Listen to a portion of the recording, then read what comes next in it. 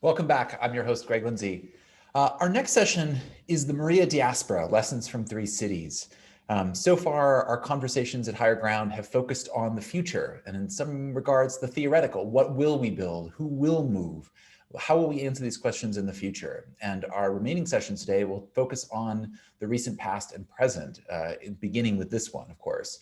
While most climate migration, as we've heard from our participants so far, is sort of done by individuals and focused on individual actions, often cloaked in economic issues, sometimes, of course, it's prompted by disaster. And that, of course, is the case of Hurricane Maria in 2017, which devastated the island of Puerto Rico and triggered a mass diaspora, a mass exodus of climate migrants bordering on climate refugees.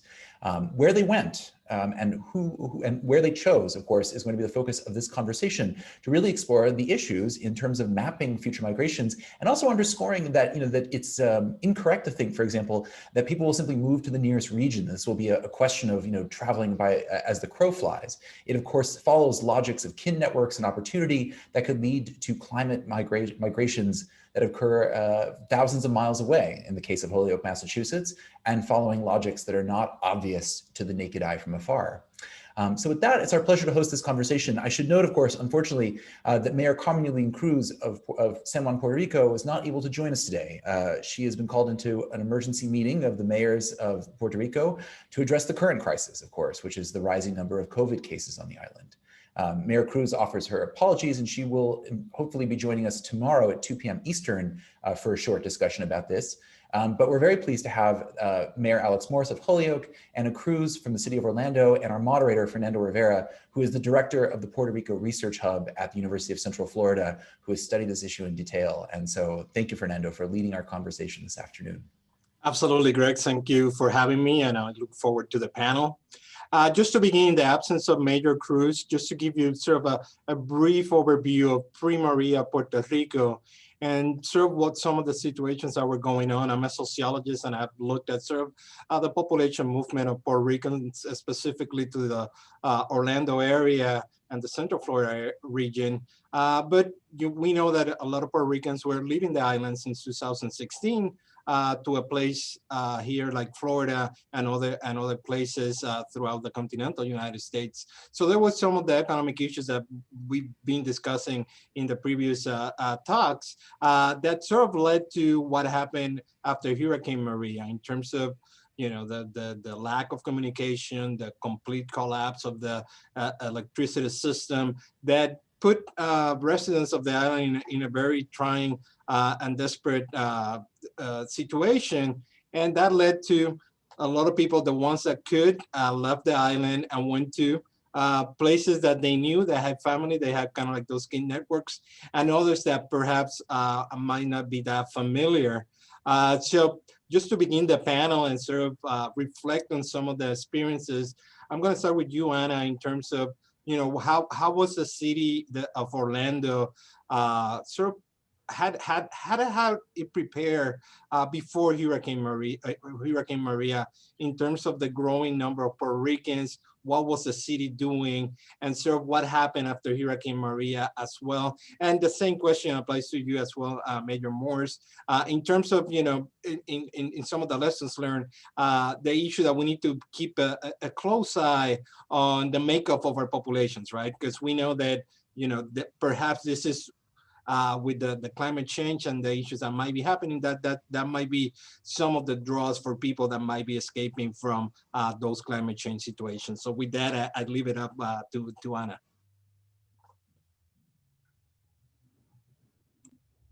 Hola, everyone. Sorry.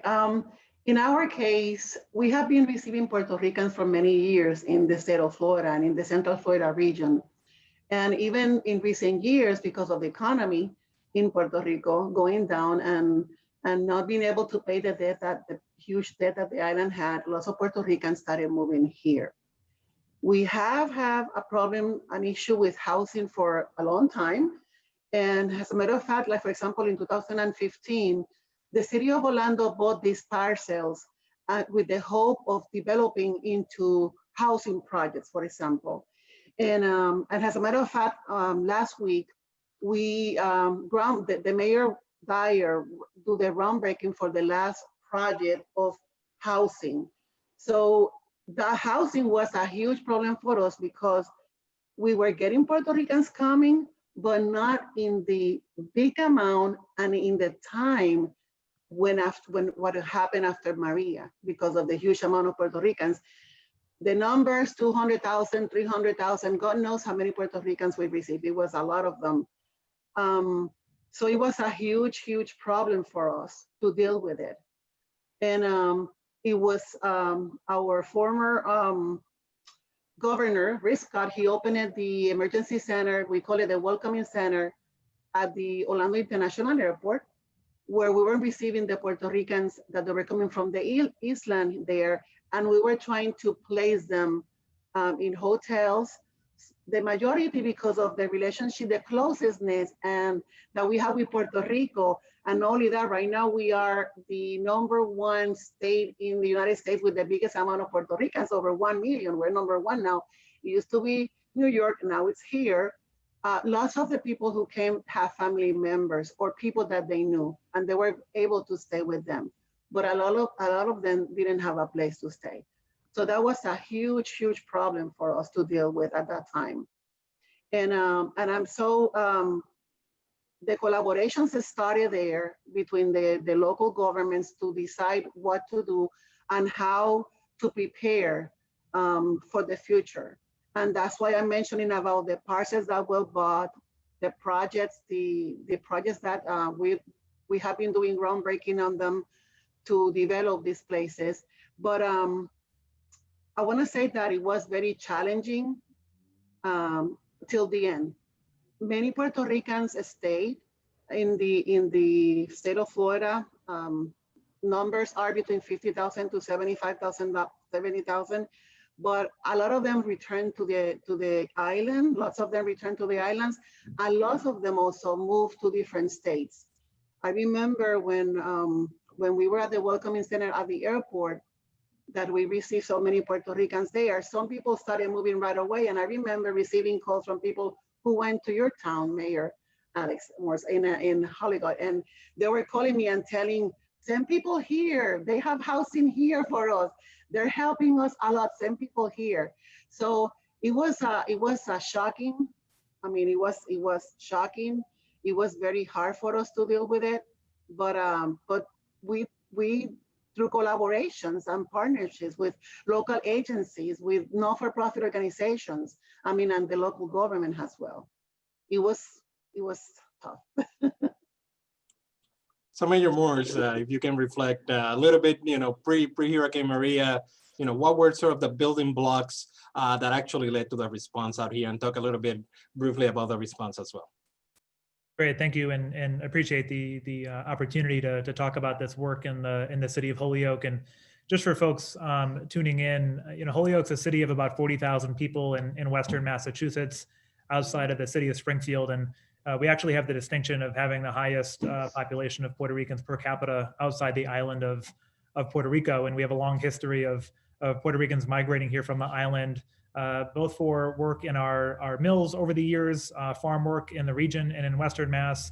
And so right now we're about 50% Latino, mostly of Puerto Rican descent. And so there was already a significant population of Puerto Ricans here before Hurricane Maria that led to an organic city and place and sense of community for people to arrive to and still feel at home. And it wasn't just the nonprofit sector or the social service sector, but the government that really took a lead in making sure we had coordinated the response to Hurricane Maria. And so, for example, right after the hurricane, even before, but immediately after, I and my administration had convened a number of organizations in the city, primarily Enlace de Familias, which is an organization down on Main Street that ended up being our welcome center, our physical site that saw over 3,000 Puerto Ricans come through that door. And every day at 12 and at 2 p.m., we had an orientation, and that included representatives from our public school system, our community-based health centers in the city, Holyoke Community College, Holyoke Medical Center, all of those providers. I mean, we had folks, as Ana knows, that were arriving here without their basic prescriptions for high blood pressure, for asthma inhalers, any medication that you could think people didn't have access to. And so working with our health centers, our pharmacies to make sure people have that. But housing, as Anna said too, was one of our greatest challenges. And because so many folks were coming that had, cousins, family members, parents, children that were already here, we also had to work directly with the state and federal government to lax many of their bureaucratic rules that were preventing people from being adequately housed. And so working with our housing authority and public housing agencies to relax some of their rules about doubling and tripling up, that tenants didn't have to worry about being evicted if they hosted family members or friends for months at a time. Very basic things like that. And, we oftentimes say we're really focused on climate resilience. And oftentimes when we talk about climate change and climate disasters, we think about it in the abstract of science when it's happening now. And it continues to impact the island of Puerto Rico, leading to the inland migration of folks to places like Holyoke in Western Mass that are 90 miles west of any coast. But these things will continue to happen unless we go big and bold and actually want to combat climate change. I want to add also, Fernando, like for example, in the state of Florida, while we open it a welcome center at the Orlando International Airport. We have one at the Miami International Airport and at the port in Miami as well. And it was a collaboration of all these agencies as well. At the airport, we have this location that the airport allows us to use, where we have over 50 different organizations. Each of them has tables. And when the people coming from Puerto Rico arrive there, they will go to the different tables and gather the information that they needed. Like you said, we try to have everything.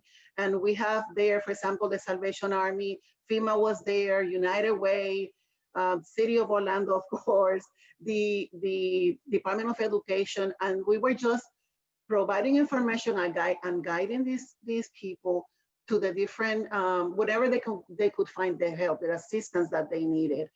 And United Way was the one basically mostly in charge of providing hotels for the Puerto Ricans who were coming, the ones who didn't have a place to stay. United Way was providing vouchers to stay in hotels. And then after that, we were working to try to find them housing.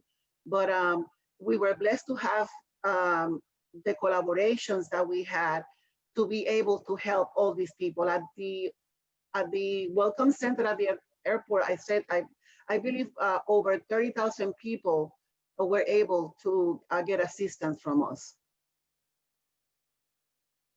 So thank you both for sharing that. I guess we talked a little bit about the challenges and the successes of what's happening. Reflecting back, what were some of the lessons learned? What would you done differently? What really worked? What surprised you? What would you done a little bit different? And how you implemented that for future events that might be similar to this one? And Major, let's go with you first. Yeah, no, that's a great question. I think what we found really important is this wasn't an effort that could be deferred to the private sector or nonprofit organizations alone. It really took leadership from City Hall, from the mayor's office, convening organizations. Oftentimes people are in silos doing their own work, meeting families and individuals in need for one aspect of their life. And it was really important for us to convene all of those partners so that we could have a comprehensive approach to the families and individuals that desperately needed help. And I think that was one of the successes. I think one of the frustrations for us was, Puerto Ricans, United States citizens, we had a number of nurses and teachers and other folks from the island that were coming with certifications and workforce training that wanted to give back to our community. But, depending on what state you're in the mainland, it sort of differs in terms of the bureaucracy to get recertified. And so, we ended up overcoming some of those obstacles with our one-stop career center, Mass Hire here in Holyoke. We were retraining and recertifying nurses and CNAs, teachers, substitute teachers, because we also had a need at the same time. We had upwards of 700 students from the island in Holyoke now attending our public schools. And so we started a newcomers academy, and we eventually were able to succeed in having teachers that actually had migrated from the island after the hurricane to get certification and teach in those in those classrooms, which was a big success. But we have provided now a lot of feedback to the state government and even the federal government that why are we making it so difficult for folks who already have this training to come here and seamlessly enter our government and our community. I will say housing continues to be a challenge, not just the lack of housing, but affordability of housing altogether. I mean, we already, even before the hurricane, had long wait lists for housing vouchers for families seeking, 3 or 4 bedroom apartments for families. If we have a fire or a natural disaster in town, we already have a challenge with housing as it is. And so when we think about the influx of thousands of new individuals and families migrating to Holyoke, not just from Puerto Rico, but by whatever climate-related disaster happens in the future, our communities just frankly aren't prepared for that level of migration, our infrastructure and our resilience overall. And so definitely has some successes, definitely room for growth and opportunity. And I think we learned quite a bit from this. And I know Mayor Julene wasn't able to be here this afternoon, but want to thank her as well. She came to Holyoke about 6 months into 2018, I think May or June of 2018, and she was able to hug and say hi to students that left San Juan Public Schools that were now enrolled in the Holyoke Public Schools. And we provided a key to the city and really just celebrated our partnership that, yes, we're thousands of miles away, but we wanted to make Holyoke feel as home for so many folks that had to flee the island in a time of need. In our case, it was the biggest frustration was housing. I mean, it was until the end. I mean, first they were staying in hotels, then they have the TSA with FEMA, the transitional shelter assistance. And then at one point it ended and they were like, no, they didn't have no place to go. And that's why we learned from that. And that's why we're trying to continue developing here in the Central Florida area and bringing more housing because of what happened. Beautiful things that happen. The community, the response of the community was amazing. We were getting calls on a daily basis of everybody wanted to help. And I thought that was amazing. And the collaborations between the not-for-profit organizations and the government. I mean, we started having weekly meetings, reporting, what can you do, what you cannot do, how can we help these people? That was amazing. The collaboration among the government, the not-for-profit, and the residents of Orlando. Yes, thank you both for sharing that. I think it kind of like the issue of resiliency, right? And I think one of the features of the response to Puerto Rico was that a lot of communities got together, and groups got together. And to your point, Major Morse, in terms of we kind of are getting this sort of indication that we're pushing communities to be more resilient by themselves. So if you can speak a little bit more about what should be the role of city government, and even frankly, coordination between the different agencies and at all levels to make sure that communities are sort of prepared to be resilient out here and not necessarily shift the responsibilities out here, and that seemed to be sort of the trait of the response in not only in Puerto Rico but also the diaspora communities here in the continental United States as well. So speak a little bit about resilience and some steps we could take to better coordinate between agencies. Yeah, I think a lot about housing, and and it's hard to talk about it without sort of a historical sort of perspective as to this country's sort of obsession with suburbanization and sort of white flight out of cities. And in Holyoke's history, we at one point were considered the fire capital. A lot of our apartment buildings had burned down but had been replaced with duplexes, and so our population, we were built to house upwards of 60,000 residents, and we got below 40,000 residents. Over the last 20 years, we're now creeping up over 40,000 people, but much of our goal has been to re-densify the center city, to make it a place where people can live and go to school and walk around, enjoy public amenities, parks, invest in public infrastructure, passenger rail, our canal walk, things that make a community like livable and walkable and bikeable. And so many of that is about climate resilience. Many of our small towns in Western Mass, they're one flood away from bankruptcy. We have a lot of farmland in Western Massachusetts. That's the livelihood of many of our families and small towns in particular that are in no way prepared for climate-related disaster or the migration or immigration that will be a consequence of that. And so we need direct investments. I mean, yes, we get community development block grant funds, but when you look at cities like Holyoke and Orlando, we're getting millions of dollars more in CBDG funds 30 years ago than we're getting today in 2020. And the cost of doing business, the cost of housing, the cost of construction, I mean, everything has gone up, but the funds directly to entitlement communities like Holyoke have gone dramatically down. And so we have less resources with more need. And that's certainly a challenge. And so, right now, one of our biggest projects is rehabbing one of the country's oldest public housing complex, built in 1939, that houses nearly 500 residents of the city. South Holyoke, it's 95% rental, one of our poorest neighborhoods of the city. And when people do move into, out of poverty into the working class and middle class, they have no option of buying a house or building wealth in that neighborhood. They have to move out. And so the economics around, empowering people to buy a home and build wealth and build equity oftentimes isn't available because the economics aren't there. At the expense we have to build a house, and if we want to make it affordable to the families that need it most, there's a negative delta there. And so the government needs to step up with that investment to make sure that families have a way to live. And then, of course, there's other climate-related issues. I mean, the Springfield area is the asthma capital of the entire country. We helped close one of the state's last coal plants, directly related to our asthma rates, and also further investments in our public schools. And so, in Holyoke and an urban community is a challenge, but it's also a challenge in many of the hill towns and rural parts of our neck of the woods here in Western Mass as well. Thank you. And I don't know, Anna, if you had something additional to add in terms of, sort of that coordination between the different agencies and sort of the role of local government, but also state government, federal government as well.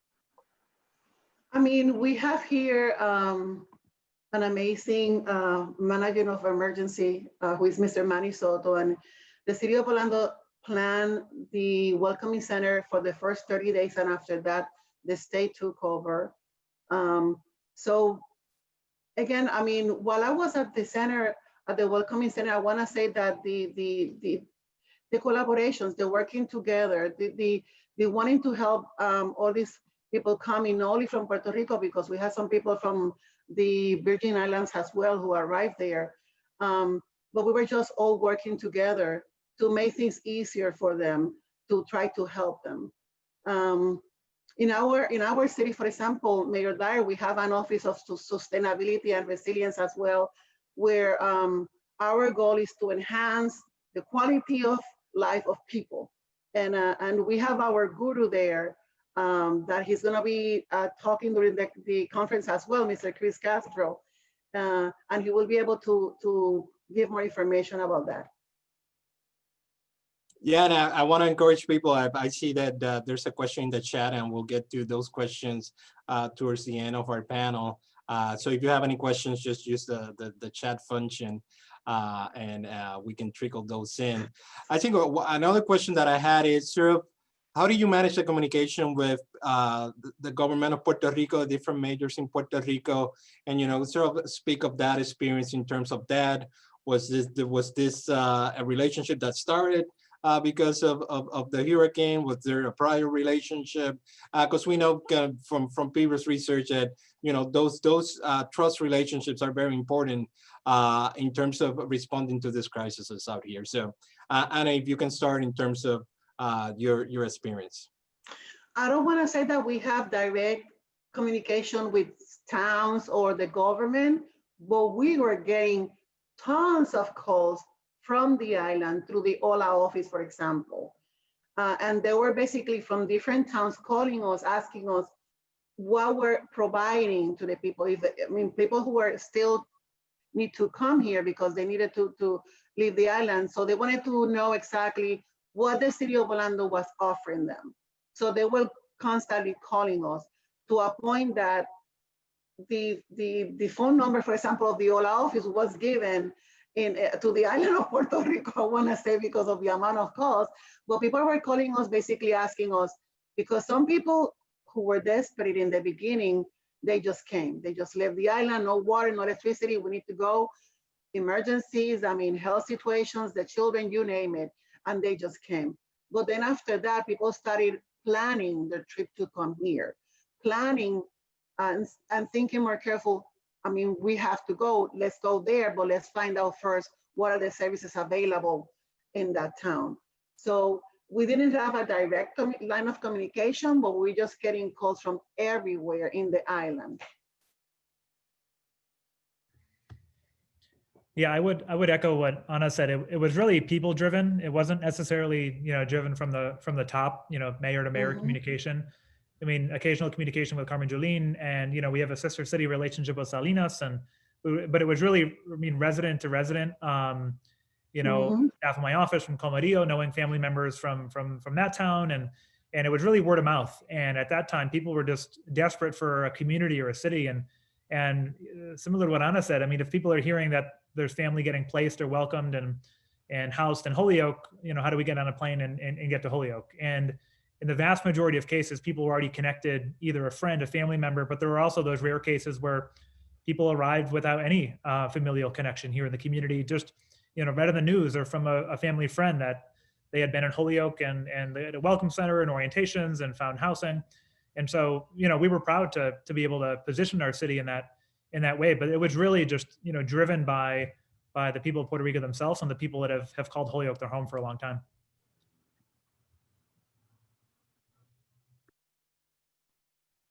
And you were mentioning also that, there was some conversations between you and the city of Holyoke as well.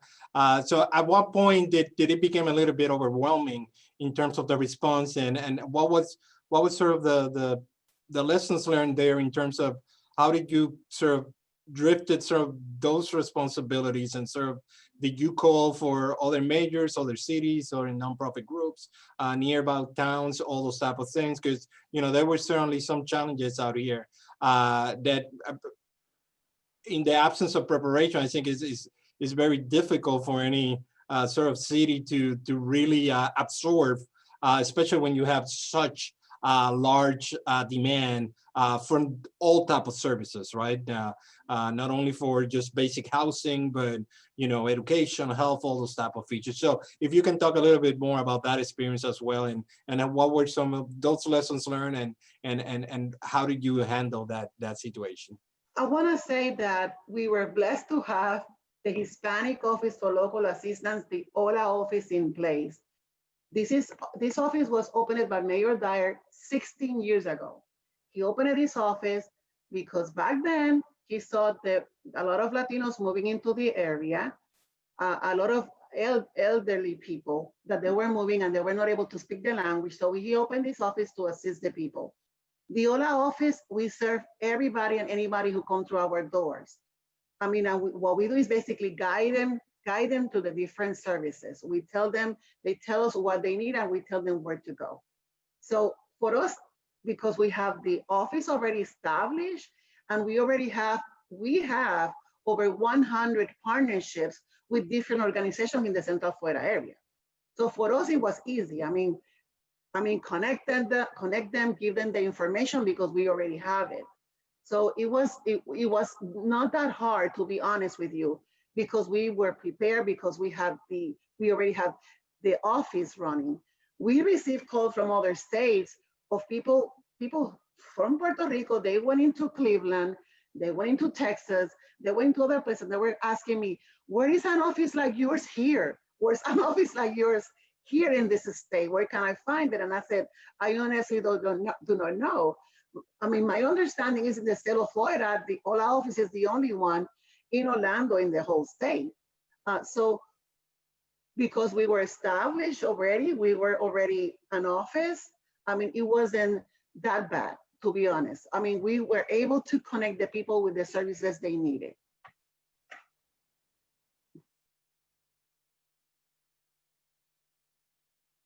And Major Morse, if you can sort of relate, what was sort of kind of like the challenges that, at some point that it became overwhelming, and how did you kind of like shifted those responsibilities?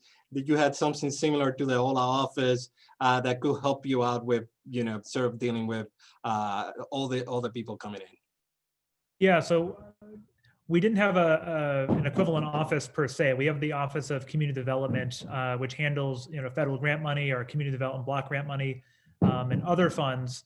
And it was really thanks to local foundations that we approached alongside our nonprofit organizations and made the case to say we need full-time staff for at least a foreseeable future for the months to come, where we can literally have 3 or 4 people on salary at our welcome center whose only job it is to interface with families. I mean, yes, we have the orientations every day at 12 to 2. We needed people to run those orientations. Our organizations, our nonprofit social sector, went above and beyond. I mean, every day they would have a staff member represented at these events, talking directly to families, filling out the intake forms. We also were working with the UMass system to track data, to put us in a better position for additional funding. So that was certainly a challenge. But while many were rehoused with friends, family, and public housing here in the city, we also had a number of families in hotels and in congregate shelters.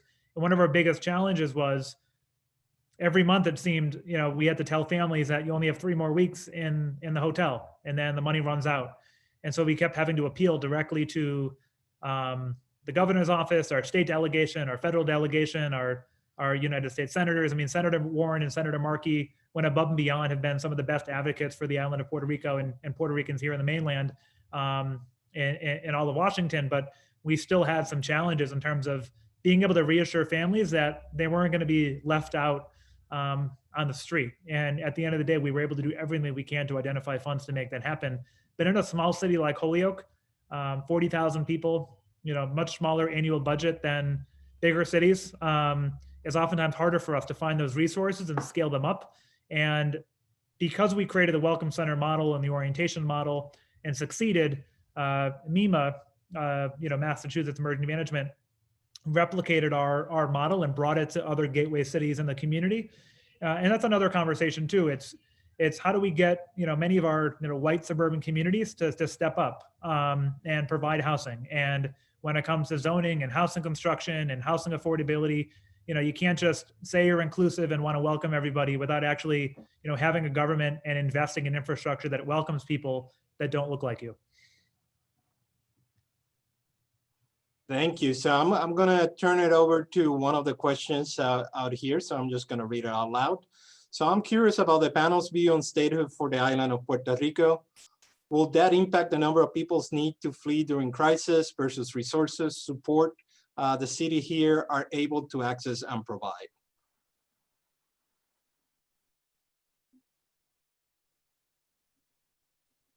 Needs to flee during crisis. Anna, do you want to start with that one?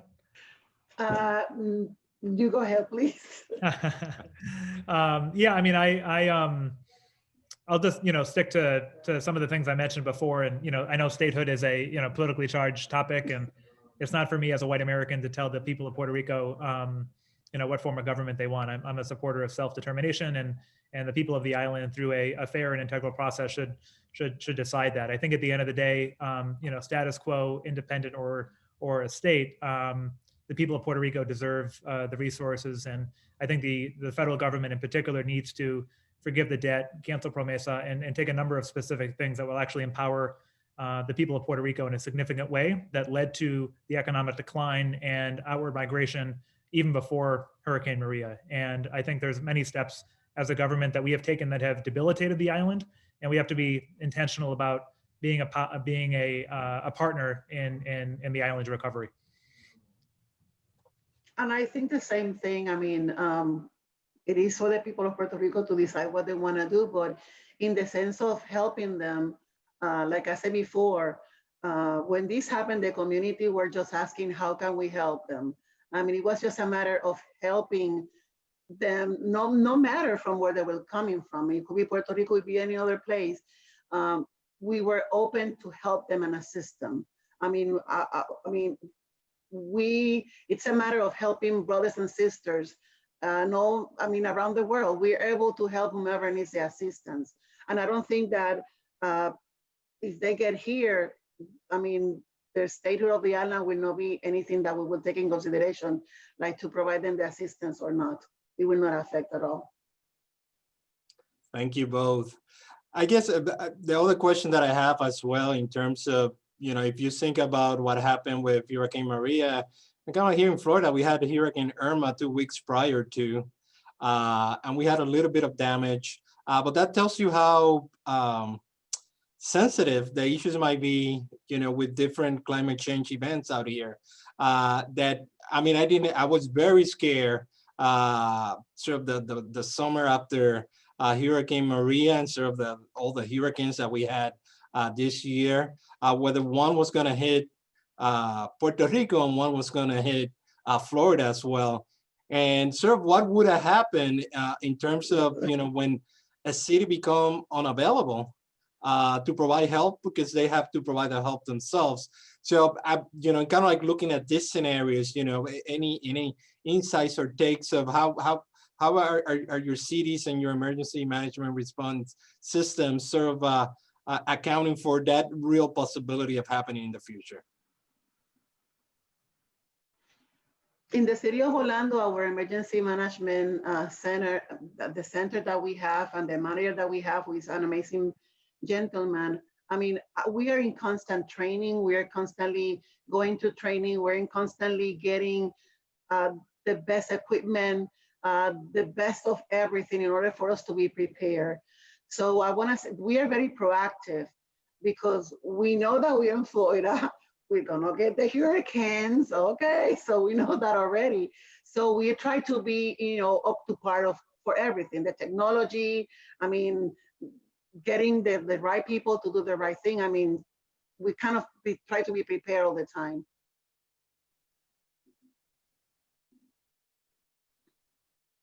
Yeah, I would just echo that. I mean, in Massachusetts, you know, obviously we're less likely to be impacted by some of the weather-related, climate-related disasters that Florida and the islands have been subject to. You know, but I did allude to before that, you know, like any urban community and city, you know, we have fires in apartment buildings, we have partial roof collapse, we have one of the oldest housing stocks in the state and frankly in the country. And you know, we oftentimes have out of town landlords that live in the big city that, you know, phone in maintenance. And so we spend a lot of time taking absentee landlords to court to do the proper maintenance to make sure that everybody has a dignified house or you know, housing or apartment in this community. And that's not always the case. And so because of that, oftentimes we have those events that leave dozens of families on the streets. And there's always this artificial debate between people that you know, call Holyoke their home and sort of pit people against each other. That why are we welcoming, you know, hundreds of new families when we have families here that are struggling? And for me, it's not a question of either or. It's not, you know, pie where, you know, people get only a certain percentage, but you know, in a time of need, we need to meet people where they're at and open our doors. And we have to think less about city by city. You know, we like manufacture borders globally, but also here in our country, in Massachusetts and really in all 50 states. And we have to think less about these municipal borders and how as a region we work together. And I think in many ways, Springfield and Holyoke and Chicopee and surrounding cities and towns, we did work together. Our teams were in touch around housing. We work with other parts of the state. And I think this has provided us a lesson that when this happens again, we need to be more prepared to have that coordination at every level. Thank you. We have another question in the chat. And to your point, Major, since you had so many people coming to your cities, did other cities, state offer assistance, and what their relationship looked like? In our case here, it was the whole Central Florida community who united to help the evacuees from Puerto Rico. I remember, for example, in Sanford, for example, another town, they created another welcoming center. In Tampa also, they were getting people, they created another welcoming center. So yes, we have, we all collaborated together. I mean, we all gathered and we started calling other cities, checking to see, for example, availability for housing, because we knew we didn't have it here, but we have other close communities, other close towns that we were calling to see if they had the housing, for example, if they have places for them to stay and things like that. And this is a matter of whenever there's an emergency, I know that we can go to each other, at least in our region. We are very open to work among each other, with each other, I'm sorry. Yeah, and I guess sort of kind of like the experience in Florida as well. Mm-hmm. You know, the governor at the time, Governor Scott, did declare a state of emergency. Mm-hmm, that so is that true. the counties in Florida could actually respond to the emergency out there. And I wanted to, yeah, go ahead. I wanted to mention real quick, Fernando, because I moved from Puerto Rico in October of 1989, right after Hurricane Hugo. Hurricane Hugo happened in Puerto Rico in September. And I remember I was home, I saw this whole thing, I saw the things flying. It was a Category 5 hurricane, and it was horrible. And look what I moved, no, I'm kidding. But so we went through that, and this happened it was in September, and in October 10th, within a month, I moved to New Brunswick, New Jersey, because my sister was living at that time, and I have the housing, and I have the assistance and the whole thing. And it's been 30 years. I never went back. I never went back to the island. I stay here. But I know that from the Puerto Ricans who came from Hurricane Maria, and I thought that was very interesting. Yes, we received 200,000, 300,000. And I know in our region, 50,000, 70,000, I think it was the number you gave at one time, that stayed in the region. But a lot of them went back to the island. And I thought that was very, very interesting. I mean, many of them went back and they were trying to rebuild. And I thought that was very, very interesting for them to go back to the island and not deciding to stay here because it was so bad in the island. We have a couple of questions, and hopefully you can get kind of like brief answers to it. We have kind of like 3 minutes to go. One question is, as people from Puerto Rico migrated to your cities, approximately what percentage had disabilities, and how were people with disabilities served? In Orlando, I remember receiving, we have special flights from Puerto Rico coming with people who with disabilities and people who were sick, and they were sent to hospitals. They were sent to different places to get assistance. And I believe also that at the Welcoming Center, we also have an organization that works with people with disability, helping them also and guiding them as to where to find the services that they needed. So we had representation at the Welcoming Center also.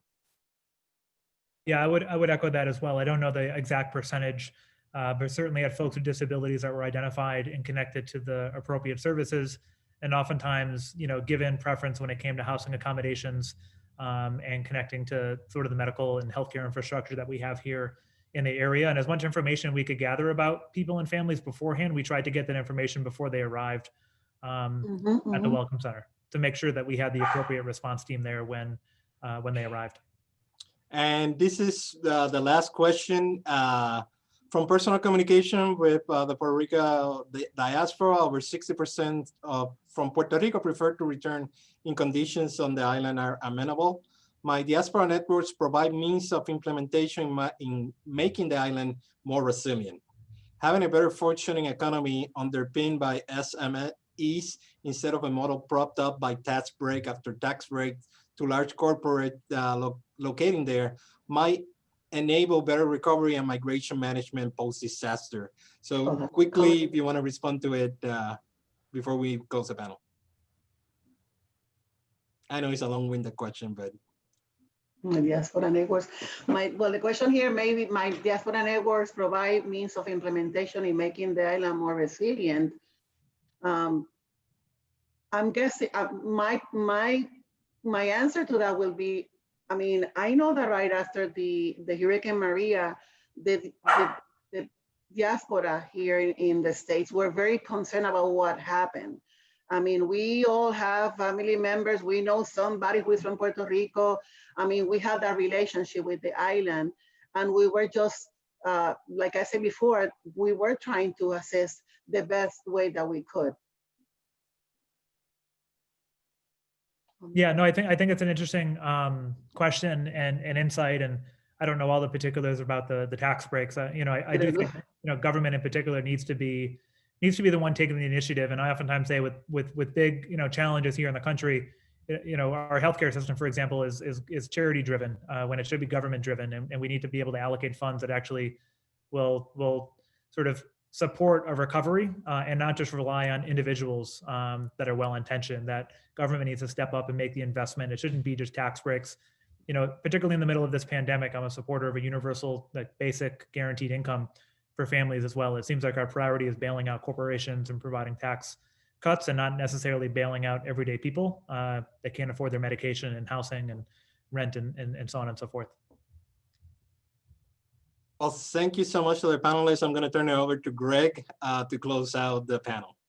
Thank you, Fernando. Thank you, Mayor Morse. In many ways, the COVID is proving to be a dress rehearsal for a future of climate migration and climate change as well, in terms of lack of government support and the institutions and the help mechanisms that are needed for this. So thank you, and thank you, Ms. Cruz, both for your incredible insights into this, and really sort of laying out the mounting complexities and the various stressors that will come into play as these issues unfold. So thank you for that.